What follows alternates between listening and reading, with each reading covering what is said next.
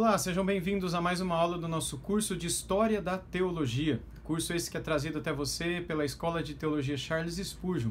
O objetivo desse curso, como eu disse para vocês na primeira aula, é refletirmos um pouco sobre a história do pensamento cristão, como é que a teologia cristã chegou até aqui, como é que todo o pensamento cristão, ao longo de todo o desenvolvimento da história cristã, chegou até os nossos dias. Quando nós olhamos para o cristianismo de um modo geral, para o pensamento cristão em nossos dias, é importante que a gente se lembre que as coisas não chegaram até aqui do nada, não é? As pessoas não chegaram às conclusões que chegaram, livros não foram escritos, teorias não foram desenvolvidas, doutrinas não foram solidificadas e bem aceitas e estabelecidas no meio do povo de Deus, sem que, muito antes de nós, inúmeras pessoas tenham trabalhado em cima destas mesmas questões. Às vezes por vontade própria, mas na grande maioria das vezes devido a problemas externos ou internos. Quando eu digo problema aqui, eu quero dizer heresias mesmo.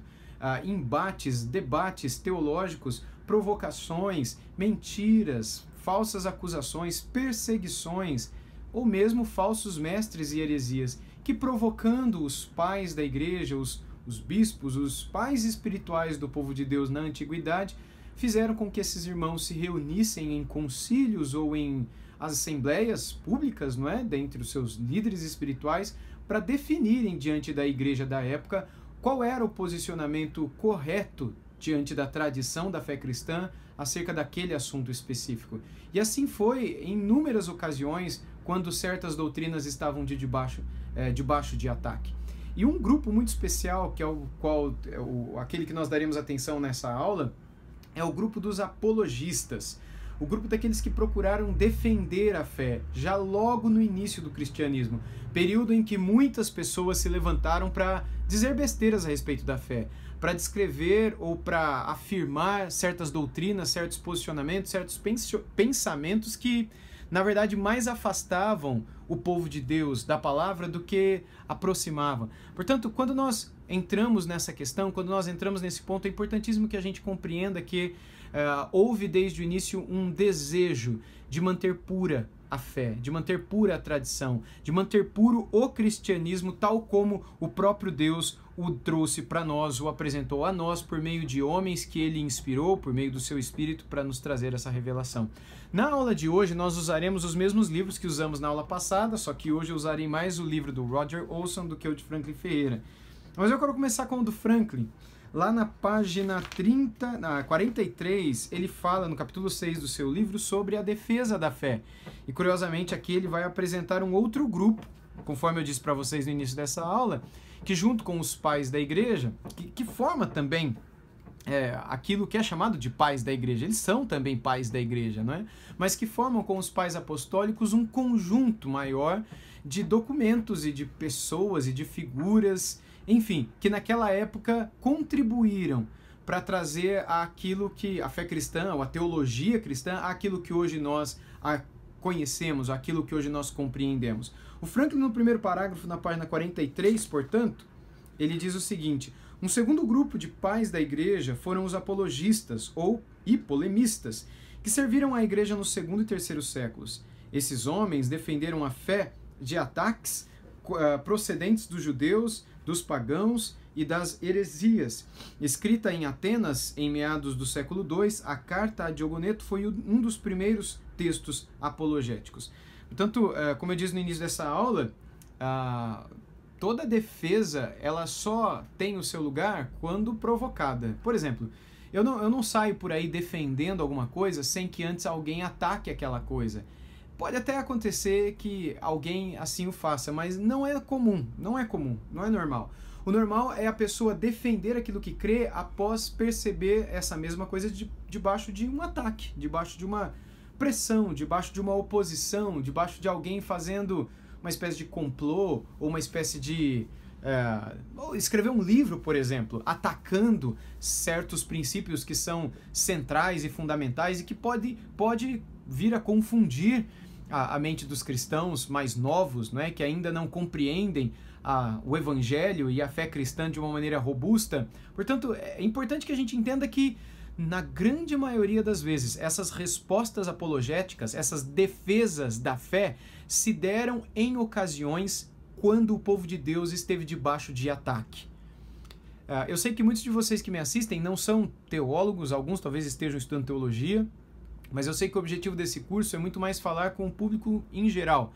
Ou seja, não só com aqueles que estão estudando eventualmente teologia, mas com aqueles que não vão estudar teologia num seminário, mas que querem conhecer um pouco mais da história da teologia, a história do pensamento cristão, um pouco da teologia histórica, um pouco da teologia em si e da história do cristianismo. E que possam compreendê-la fora do ambiente acadêmico, mas ainda assim com um pouco de seriedade. Portanto, com esse objetivo, eu falo com vocês aqui, talvez um termo ou outro fique confuso, e eu peço que vocês sempre procurem, talvez por meio de dicionários ou mesmo na internet, alguma ajuda caso alguma palavra seja estranha para você, ok?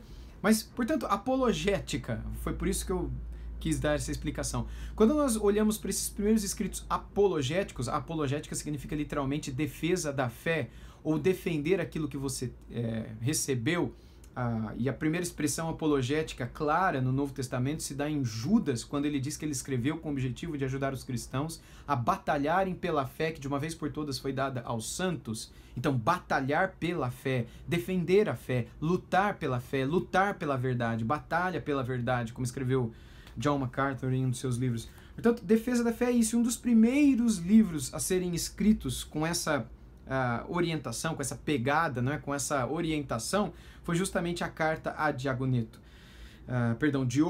E muitos outros escritos depois, obviamente, foram escritos, e alguns irmãos da antiguidade se destacaram nesse trabalho de defender a fé cristã.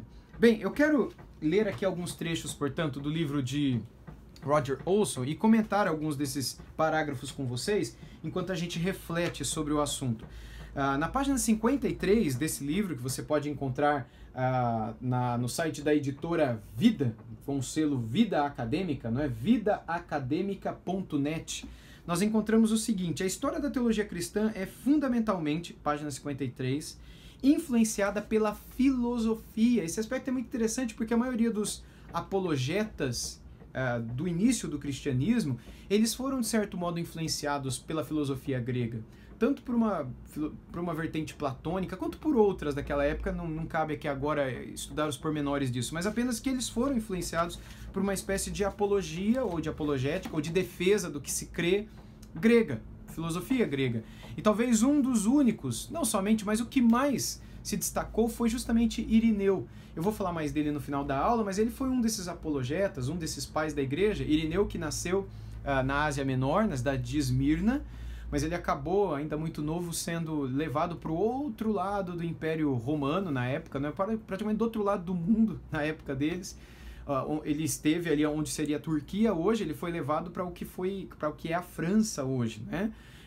Para uma cidade muito pequena da longínqua Gália, atual França, no rio Ródano, à margem do Ródano, uma cidade muito antiga chamada Lyon, ou Lyon, hoje uma cidade famosíssima, uma das maiores cidades da França, e inclusive ainda hoje há, lá na cidade de Lyon, a igreja de Santo Irineu. Por que isso?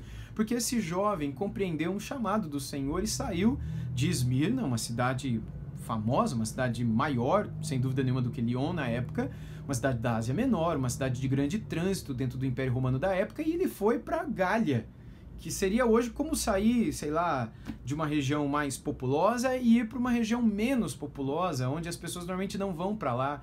E ele foi para lá com um objetivo missionário, mas ele se destacou analisando, observando, pontuando desvios da fé cristã, e ele se tornou um grande apologista, um grande defensor da fé. E ele ficou conhecido na história da igreja como Irineu de Lyon, ou Irineu de Leão, e é dele que eu estou falando aqui. Ele foi um dos únicos que não foi tão influenciado assim pela filosofia grega, que procurou se valer apenas do conteúdo neotestamentário, ou seja, do Novo Testamento, e de outros escritos sérios anteriores a ele, como, por exemplo, as epístolas de Clemente, que eu citei na primeira aula, e outras epístolas que foram bastante fundamentadas nos escritos dos apóstolos, para defender aquilo que ele cria diante das heresias da época, enquanto outros escritores procuraram fazer a mesma coisa, só que usando de certas argumentações, de certos aspectos da filosofia antiga. Não que isso seja necessariamente errado. Outros fizeram isso, como Tertuliano, como Orígenes de Alexandria e outros. Mas isso não está necessariamente errado.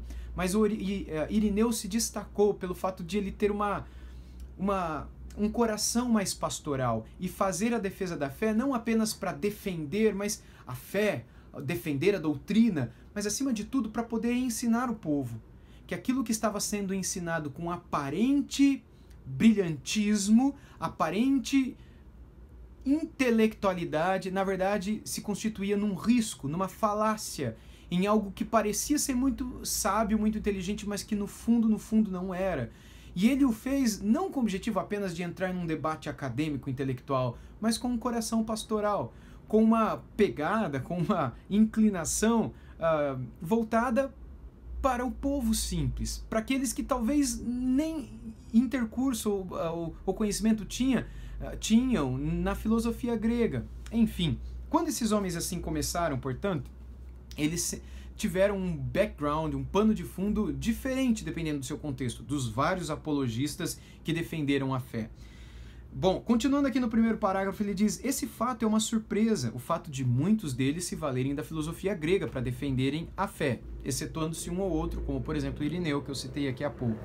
Esse fato é uma surpresa e frequentemente um choque para os cristãos, que supõem que o cristianismo e a filosofia se opõem. Essa suposição não é nada incomum e, na verdade, pode ser encontrada bem no início da história da teologia cristã. Um dos mais influentes pais da igreja, Tertuliano, ficou chocado ao constatar até que ponto alguns dos seus contemporâneos usavam as filosofias gregas, como o platonismo e o estoicismo, para explicar ideias cristãs às audiências pagãs. Conforme já foi citado, Tertuliano perguntou com indignação retórica: o que Atenas tem realmente a ver com Jerusalém? O que concordância existe entre a academia e a igreja, a academia platônica, e entre os hereges e os cristãos? Ou seja, ele conclui aqui: uma fenda que divide a teologia cristã desde o início é que existe entre os pensadores cristãos que querem enfrentar os críticos no próprio terreno deles e debater a fé de forma coerente e mesmo filosófica, e os que consideram esse esforço uma acomodação perigosa aos inimigos da fé. Tertuliano representa essa última abordagem. Portanto, quando esses apologistas que se aproveitavam dessa inclinação mais filosófica o faziam, na verdade eles queriam acomodar uma linguagem, ou trazer uma linguagem que era comum naquele meio herético. Aquelas pessoas que ensinavam heresia, que ensinavam coisa errada, para eles essa linguagem filosófica era comum. Quando então eles pegam essa linguagem que para eles era comum e acomodam essa linguagem à defesa da fé, na verdade eles querem discutir com aqueles de pé, no mesmo pé de igualdade, né? Tete a tete, né? No mesmo nível. Porque pensavam estes, talvez, se eles discutissem de uma maneira mais simples, de uma maneira um pouco mais popular, num nível popular, para tão somente defender a fé, para que os irmãos das igrejas que nunca estudaram filosofia compreendessem que aquilo que esses caras estavam ensinando era errado. Talvez eles nunca seriam respeitados por esses caras. Portanto, quando eles acomodam essa linguagem filosófica na hora da discussão, eles querem entrar no debate para mostrar para aqueles que a filosofia cristã poderia, que o ensino cristão, que as doutrinas cristãs, a filosofia cristã, poderia sim ser defendida com as mesmas ferramentas, digamos assim, que eram usadas na hora do discurso filosófico pagão, herético, ok? Então havia uma preocupação nesses dois níveis e há de se respeitar a ambos. Ele continua dizendo que os apologistas eram cristãos, escritores cristãos do século II, então a gente está no século XXI aqui agora.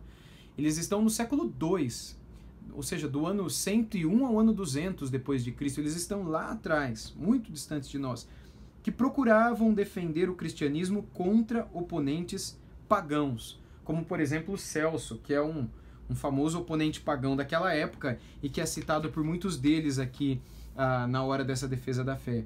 Na página seguinte, no último parágrafo, ele vai dizer o seguinte: naturalmente os apologistas também podiam citar Paulo como precursor e modelo. Em Atos 17, relata a história do encontro de Paulo com filósofos gregos em Atenas, no qual ele cita a história do encontro,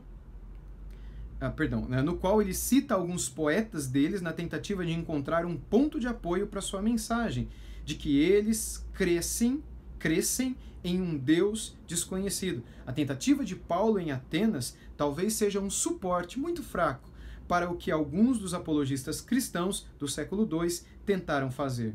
Mas pelo menos o diálogo entre um apóstolo e os pensadores gregos, no qual ele cita as autoridades destes, emprestou certa credibilidade ao que os apologistas estavam tentando fazer. Então, resumindo um pouco da primeira parte aqui do capítulo 3 do Olson, a ideia é que muitos desses apologetas cristãos, ou apologistas cristãos, do primeiro século, do segundo século, e também terceiro, enfim, mas esses primeiros, não é, defensores da fé cristã, eles muitas vezes defendiam a sua prática com a própria prática do apóstolo Paulo, alguns citando até mesmo Jesus, porque Jesus ele quis defender a fé, ele quis explicar o texto bíblico por meio de exemplos, ou por meio de um debate público em seu próprio templo. Quando, por exemplo, quando Jesus, no Sermão do Monte, aludindo a textos do Antigo Testamento, como por exemplo, não adulterarás, não matarás, ele ressignifica aquilo que havia sido explicado no Antigo Testamento, mostrando qual era o real significado daquilo. Ele não interpreta de um modo diferente, ele ressignifica, porque o significado que estava sendo dado pelos fariseus daquela época estava absolutamente errado. Portanto, ele coloca o significado correto, ele traz o significado, ele coloca o significado correto em cima do significado falso. E nesse sentido, ele ressignifica para os seus contemporâneos o que significa não matar? O que significa não adulterar? O que significa não cobiçar? O que significa não ter outros deuses? Ele faz isso no debate com o jovem rico. O que significa guardar o próprio sábado? Em um dos meus livros, nesse livro aqui, que eu menciono para vocês em outro curso aqui, um guia para a nova vida, em um dos capítulos, quando eu trato dos 10 mandamentos, eu falo um pouco sobre o sábado, sobre a guarda do sábado e como o Senhor Jesus quis, de um modo muito interessante, mostrar o verdadeiro significado da guarda do sábado. E então essa tentativa de defender aquilo que foi ensinado anteriormente, diante de erros que estão sendo ensinados no tempo presente, sempre foi uma prática comum. E os apóstolos fizeram a mesma coisa. A gente encontra o apóstolo Paulo fazendo isso aos Gálatas, a gente encontra Judas fazendo isso. Eu citei essa passagem, né, de Judas no início aqui dessa aula. A gente encontra Pedro fazendo isso em uma de suas epístolas. A gente encontra João fazendo isso também nas suas epístolas, diante dos gnósticos, os falsos mestres da época. Por que eles faziam isso? Por que eles citavam? Por exemplo, João, na sua primeira epístola, ele diz: se alguém não crê que Jesus Cristo veio em carne, esse tal não nasceu de novo. Ou ele diz: aquele que nós ouvimos, nossos olhos viram, nossos ouvidos ouviram, nossas mãos apalparam. Depois ele vai dizer: aquele que não acredita que Jesus Cristo veio em corpo não é... Por que ele destaca essas coisas? Porque naquela época, falsos mestres diziam que Jesus Cristo nunca teve um corpo. Porque o corpo, a matéria, é corrompida pelo pecado. Logo, Jesus, se tivesse um corpo tal como o nosso, ele seria pecador como nós. Ele encarnaria a maldade corpórea, ou em nosso corpo como nós. Portanto, ele não podia ter corpo. E esses caras ensinavam isso dentro da igreja. Esses homens e falsos mestres estavam dentro das igrejas ensinando esse tipo de coisa.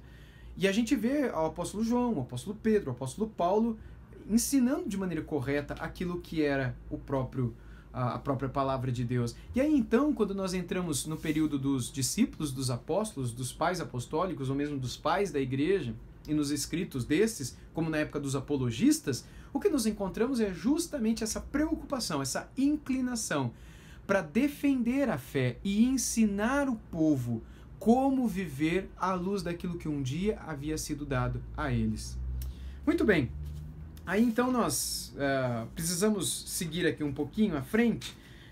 Há muitos... Bom, ele diz aqui, o Roger Olson, né, alguns desses apologistas que se destacaram, como Justino Mártir, por exemplo, ele que foi o apologista mais importante do século II, né, conforme muitos destacam, e o próprio Roger Olson aqui também, e que foi muito usado por Deus para muitos debates de sua época. Nós não temos aqui, obviamente, nesse curso, a pretensão de estudar cada um desses debates, cada um desses períodos, porque A própria patrística daria para a gente ter um curso aqui não de 15 aulas, mas de 30 aulas, e ainda assim não seria suficiente. A patrística possui um universo muito maior do que a própria Reforma Protestante. Para todos vocês que já estudaram um pouco do período da Reforma, sabem o quanto ela é imensa, não é? Nas suas pesquisas, nos seus escritos e em tudo aquilo que a gente pode estudar e falar da Reforma. Você multiplica isso muitas vezes mais pelo período patrístico. Portanto, apenas destacando alguns desses apologetas aqui, apologistas, nós temos o Justino Marte, o próprio Atenágoras de Atenas, que foi outro que, assim como o Justino, o Marte era um apologista cristão, e o Atenágoras de Atenas, além de ser um cristão que vivia em Atenas, ele era também um filósofo ali naquela cidade, portanto, alguém que transitava na esfera pública e que era conhecido publicamente como um filósofo de fato, e que usou das suas habilidades com a filosofia, com a linguagem, para defender a própria fé cristã. Existe espaço para isso.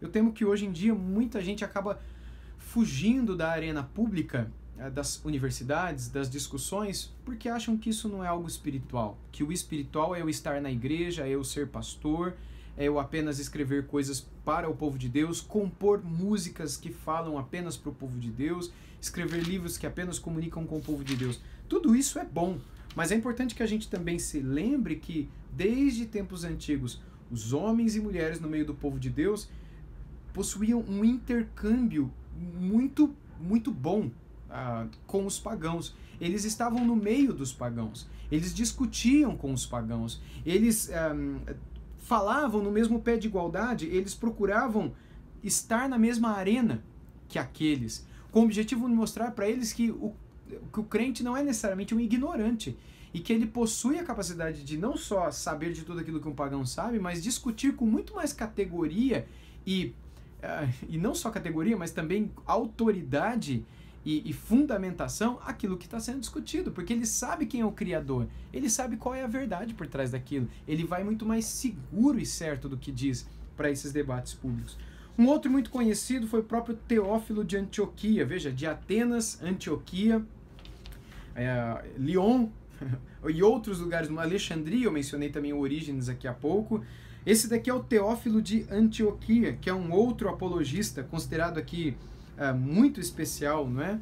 Pelos 3 livros que ele escreveu, também procurando defender a fé cristã, procurando defender Eu vou ler aqui apenas um parágrafo que é muito importante. O pensamento de Teófilo a respeito da Trindade era um pouco confuso. Ele não conseguiu fazer distinção clara do verbo, logos de Deus, palavra de Deus, Jesus, o verbo, né?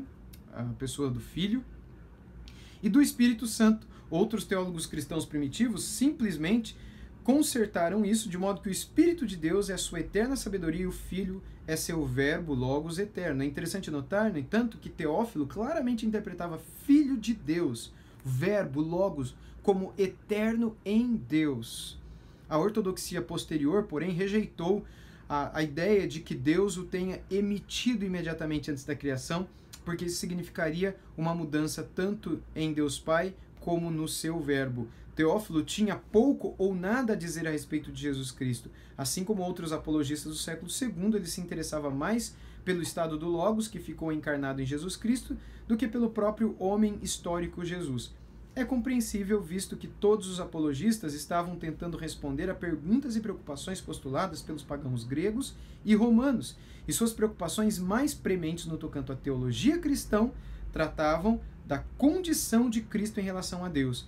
A solução encontra-se no Logos celestial, pré-existente, e não na vida histórica do homem Jesus. E é muito legal a gente entender isso, porque a gente percebe onde estavam as preocupações, onde estavam os debates, onde estava o coração desses homens. Eram debates muito diferentes de hoje, mas a gente percebe que eles se dedicaram a conhecer, estudar, num tempo em que todos os aspectos eletrônicos que nos facilitam hoje numa pesquisa não existiam. E, portanto, o trabalho deles era muito mais difícil. Mas eles o fizeram, e o fizeram de um modo muito rico, muito especial. Eu quero encerrar essa aula falando sobre Irineu.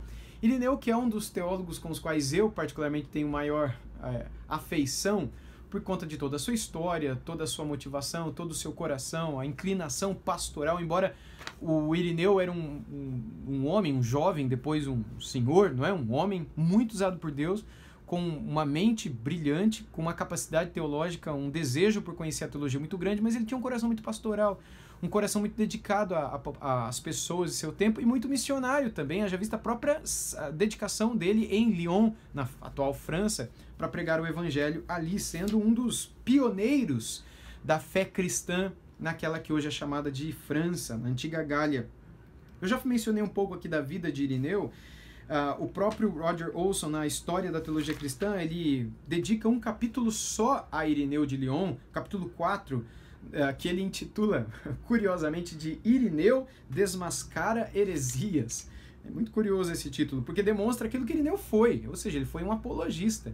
Ele foi alguém que se dedicou a defender a fé cristã contra as heresias de seu tempo. Ele menciona aqui no começo um pouco da vida de Irineu, obviamente não é esse o meu objetivo aqui, mostrando como Deus o levantou e o tirou ali da sua terra, né, na Ásia Menor, cidade de Esmirna, como eu falei para vocês há pouco, por volta do ano 120, e vai no início do século II e o leva para a Gália, onde ele desenvolve várias teorias a respeito da redenção, a respeito do próprio Filho de Deus, Filho de Deus como um grande Salvador, e acaba também escrevendo muitos outros livros em muitas outras orientações ou em muitas outras direções, com o simples objetivo de defender a fé cristã contra as heresias, de defender a divindade de Jesus, de defender a essência divina presente no corpo de Jesus, a gente poderia colocar assim. Aquilo que hoje é conhecido na história da teologia como a união das duas naturezas na única pessoa de Jesus. A gente não tem duas pessoas em Jesus, como a gente tem três pessoas na única essência da Trindade. Em Jesus a gente tem duas essências em uma única pessoa. Nós temos a essência totalmente divina e a essência totalmente humana, que estão unidas na única pessoa de Jesus de Nazaré. Essa pessoa de Jesus de Nazaré é ao mesmo tempo 100% humano e ao mesmo tempo 100% Deus. Não é humanamente possível que a gente compreenda isso.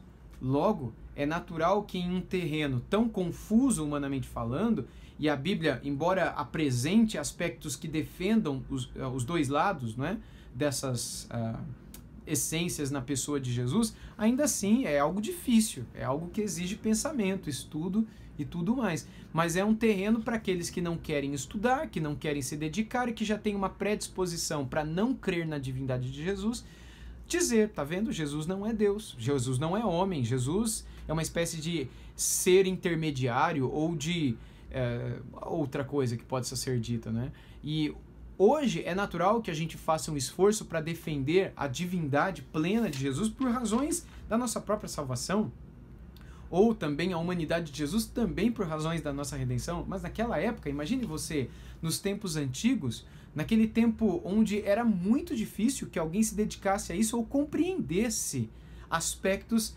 porque ninguém antes havia garimpado nessa caverna, né? Ninguém antes havia entrado nesse terreno, havia entrado nessa floresta para desmatar terreno, abrir caminho, abrir clareira para poder ali montar acampamento e dizer, olha, é isso que é, esse é o caminho, essa é a verdade, é aqui que o povo de Deus deve encontrar respostas para essas falsas afirmações que sobre a pessoa de Jesus de Nazaré têm sido levantadas no nosso tempo. E quem é que Deus usou para fazer isso? Ninguém mais, ninguém menos do que o próprio Irineu de Lyon, um grande homem de Deus, usado desde Lyon, onde ele acabou morrendo durante um massacre aos cristãos no ano 202 depois de Cristo. Ele foi um mártir também naquela cidade em um massacre que aconteceu numa ocasião específica ali no início do século III, mas ele, enquanto serviu ao Senhor naquele lugar, foi tremendamente usado por Deus.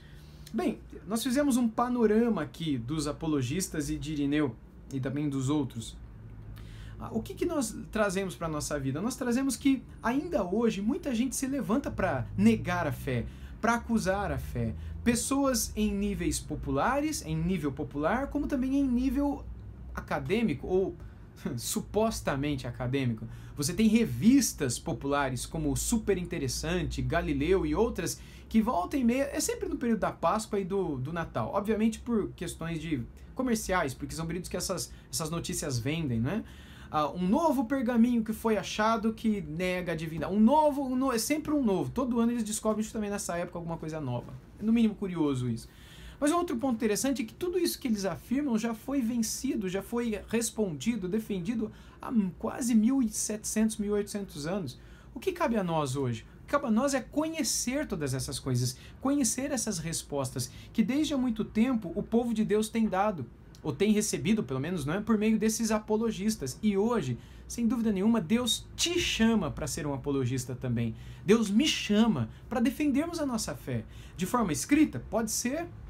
De forma falada também, ou pelas mídias que hoje dispomos, pelos meios que hoje temos à mão, como Facebook, Twitter, Instagram e outros, que assim o façamos. Para que no nosso tempo, diante do ataque que a palavra de Deus continua sofrendo, nós sejamos aqueles que defenderão a fé que de uma vez por todas foi dada aos santos. Cientes de que na história da teologia, desde o início, houve homens que defenderam a fé, que você e eu, no nosso tempo, inspirados pela história, façamos a mesma coisa, para a glória de Deus e para que a nossa geração e as gerações futuras vejam que houve também nesse tempo aqueles que procuraram ser fiéis à palavra de Deus.